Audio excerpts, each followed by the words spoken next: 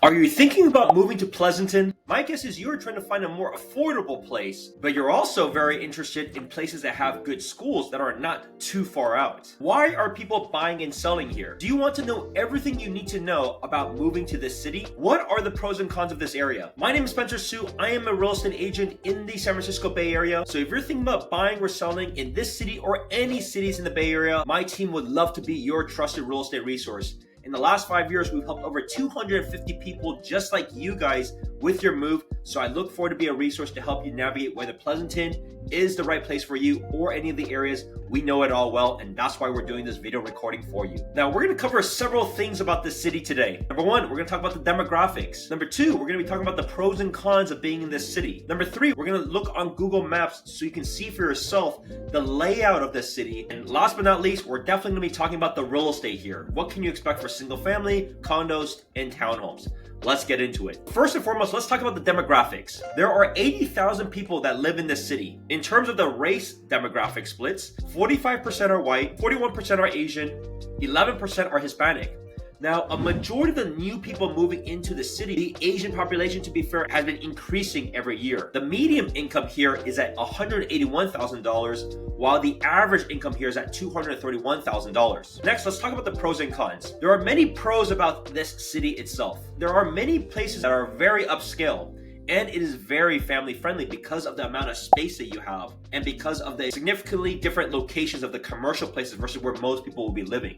So most of the homes in general have much larger lots than other places that you will see throughout the Bay Area. Number two, excellent schools. People from all over the Bay choose to move to Pleasanton, Dublin, San Ramon, these regions because of the excellent school districts. Number three, it is a significantly lower crime rate here than other places. It's a newer city relative to some of these other places, but it also is a much smaller city and way more in the suburbs. Number four, it's got a very unique downtown. It's not an updated modern downtown, but it's a very charming one. You're still gonna get your great coffee shops, you're gonna get your great restaurants. It's very charming because they kept the preservation of what it used to be like many, many decades ago. Next, beautiful parks. They got huge sport complexes. And one of the things that a lot of people enjoy doing in that region, because land is more plentiful, is a lot of sports. Whether it's softball, baseball, soccer, tennis, hiking, right? There's all sorts of activities people are doing in that area because it's very family friendly and because you got a lot more land, so it's a lot easier to get around and find availability with these facilities. Next, it is still fairly close to Silicon Valley and San Francisco. Pleasanton does have a BART line, so a lot of people take that BART or they're still able to make a drive. Without traffic from Pleasanton to a place like Mountain View, it's only like a 40-minute drive. And last but not least, one of the main points is you're gonna see a good amount of festivals there. Take a look at some of these pictures and some of these descriptions of all the festivals that happen annually in this city. Now, what are the cons? It does have a higher cost of living than other places in Alameda County, so be mindful of that. Number two, the traffic is pretty bad there. Now, Pleasanton is actually as south as it gets on a map of Highway 680, but there's a lot of cities above it and a lot of cities to the east of it. So it all flows through 680 in Pleasanton to be able to get to basically Silicon Valley. No traffic, 40 minutes, but with traffic, an hour and a half to 2 hours very easily. And last but not least, the interesting part is many of these homes will actually be quite a bit of a distance to even get to the highway. So there's quite a bit of local routes to take. So it's not as easily accessible for a lot of homes. Now, there's a lot of homes, quite frankly, the cheaper homes are actually closer by the highways, but the ones that are larger and have potentially views, those are significantly farther from the highway. Probably takes about 10-15 minutes to even get to the nearest highway ramp. Let's review the city itself on the map basis. So let's kind of start from the top. In the top, most of it here is going to be a combination of retail. There's a lot of retail here and a combination of some offices. You have your BART line here, but you also have like Oracle out here. There's a lot on the other side of the highway, which would be then, in this case, Dublin. You have some auto dealerships. You have a 99 Ranch that is out here. And then you have just a lot of retail space and some offices. Down here, there is very little companies. And there is still a good amount of retail, but the retail is very different. You will see the plazas are significantly smaller, but you still get restaurants, you still get Safeways. You have a Safeway up here on next to Valley Avenue. You also have a Safeway on the bottom left, closer to the highway. But what you will notice, the amount of greenery is significant in this city. It's some of the most that you'll find in all cities throughout the Bay Area relative to the size of a city. I mean, look at all these. These are all parks. It could be golf courses, it could be parks. So the idea is there's so much green space for people to come and play activities. As I mentioned, play sports. I play tennis a lot. Lots of tennis courts, lots of pickleball courts, right? If you like golf, there's a lot of golf courses in Pleasanton. As you look around, right, not just you notice a lot of public parks.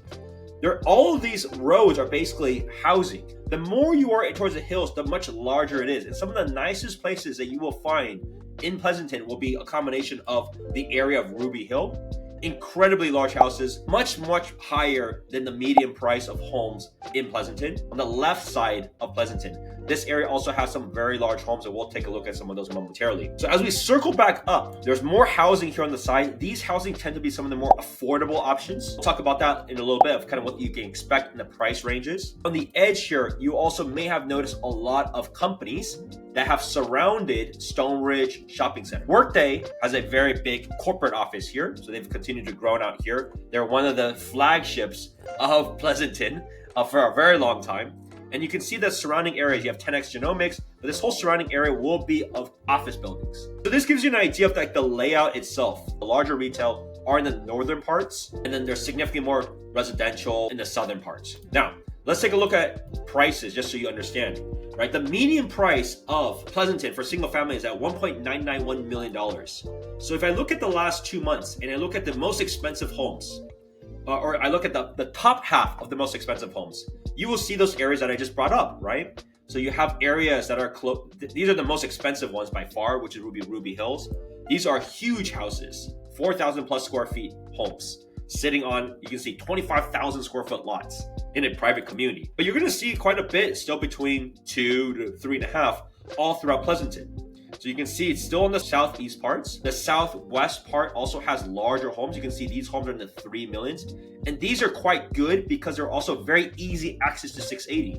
So some people choose to want to be here because in this case, as I brought in the big example, if you live in Ruby Hill, it's gonna take you some time to get to the highway. But if you lived in the west parts, this is easy access within a few minutes. All the other ones are in red are the ones that have also sold, but they're sold for under 2 million. So you can see like where is the clusters of that. So really depending on your price point, if you're looking above 2 million, like these are the options. So let's say you're looking at the nicest homes. So the nicest home, let's say is above 3, let's say it's about 3.5, right? So where are the top ones? As I mentioned, the ones part of the west, Ruby Hill, and then that's kind of it. And then you have one occasionally here and there that may have been like a redevelopment or something more custom. So that gives you a breakdown of that category. Now, if you're looking at, let's say, between 3.5 to 2.5, there's still some of the areas on the west that we just saw, but you see most of it is going to be in the southeast parts, and that's what we're focusing on. And if you want entry-level ones, let's say entry levels would be 1.6 and below, right? That's, as you can see, that's significantly less than the median. It is a lot harder for these. But you can see the size of these. They're still decent sizes, right? They're still potentially between 1,300 to 1,800 square feet. If you look on the map, it's more concentrated on the northern parts. You still have a few, interesting enough, even in the east parts. And this is because these are a little bit closer to downtown. It's not like downtown San Jose or downtown Oakland or downtown San Francisco or anything like that, but the homes tend to be a lot older here. But outside of that, then it's going to be generally the northern parts. Pleasanton does still have condos and townhomes. But the condos and townhomes is significantly less. In the last 2 months, there's 100 single family homes that sold, and there's only 19 condos and townhomes that have transacted. But you can see the median price of these homes. So the median price, if you're looking at like a 1-bedroom, can start at $400,000 or $500,000.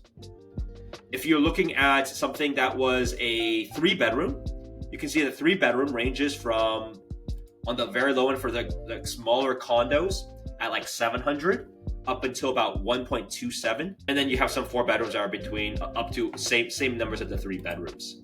And so where are these located? So you can see a lot of them will be closer to the northern part because these will be closer to the BART transit stop. So that the BART transit stop goes along 580, so that is one very popular option.